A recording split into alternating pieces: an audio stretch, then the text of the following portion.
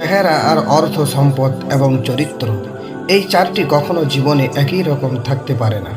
সময়ের সঙ্গে সঙ্গে মানুষের সব কিছুই পরিবর্তন হয়ে যায়। শুধু মৃত্যুর পরে একটা জিনিসই পৃথিবীতে থেকে যায়, আর তা হলো মানুষের চরিত্র। আপনি খারাপ হলেও থেকে যাবে, আর আপনি ভালো হলেও থেকে যাবে। এখনই সময়, আপনি শেষ যাত্রায় আপনাকে কেমন দেখতে চান সেইভাবেই সামনে এগিয়ে যান।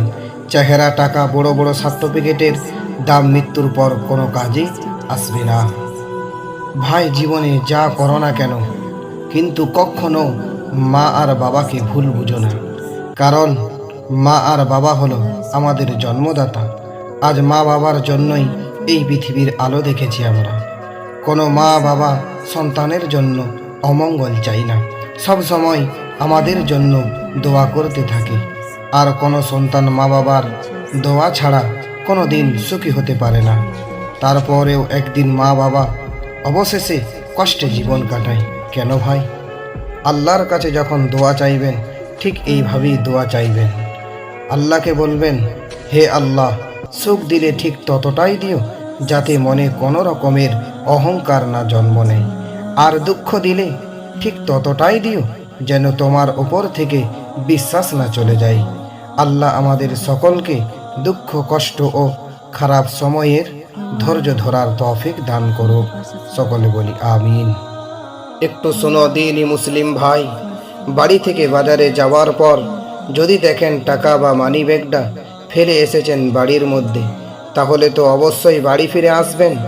আর কবরে যাওয়ার পর যদি দেখেন নামাজ না পড়ার কারণে আপনাকে শাস্তি দেওয়ার জন্য সব কিছু প্রস্তুত, তাহলে কি ফিরে আসতে পারবেন? নামাজ পড়া শুরু করতে পারবেন? অবশ্যই পারবেন না।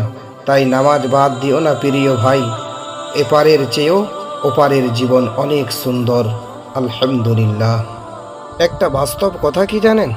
সন্তান টাকাওয়ালা হলে পিতামাতা ভয়ে কথা বলতে পারে না, আর সন্তান যদি দিনদার হয় তাহলে সন্তান ভয়ে পিতামাতার সঙ্গে অবাধ্য ব্যবহার করতে পারে না। তাই ভাই, টাকাওয়ালা না হয়ে দিনদার হয়ে যান। আল্লাহ দুনিয়া এবং আখেরাতে দুটোই শান্তি দেবে। একজন বিখ্যাত আলেম বলেছিলেন, যখন তুমি তোমার বাবাকে দাফন করে ফিরে আসবে, তখন জানবে যে তুমি এমন একজন সর্বশেষ মানুষটিকে দাফন করে আসলে যার চিন্তা চেতনায় সর্বদা এটাই থাকতো যেন তোমাকে তার চেয়েও ভালো অবস্থায় দেখে। তাই যাদের কলিজার বাবা বেঁচে আছেন, শুধু তারাই লিখি আমিন।